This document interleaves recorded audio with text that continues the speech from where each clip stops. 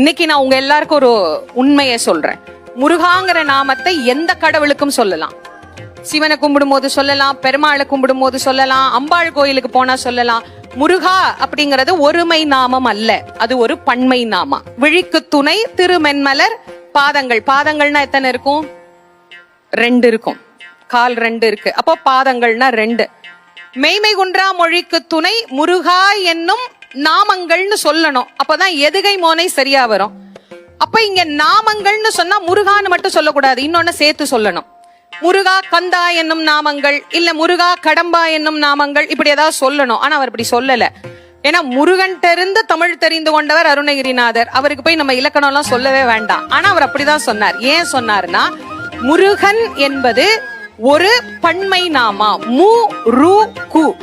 இதுல தமிழிலே வல்லினம், மெல்லினம், இடையினம் அப்படின்னு 3 இனம் இருக்கு. 3 இனத்திலிருந்து எடுத்து வைக்கப்பட்ட நாமா முருகு என்கின்ற நாமா.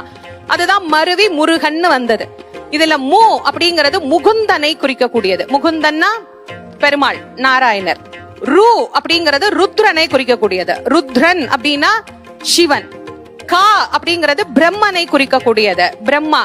இப்போ பிரம்மா, விஷ்ணு, சிவன் 3 பேர் வந்துட்டாங்களா?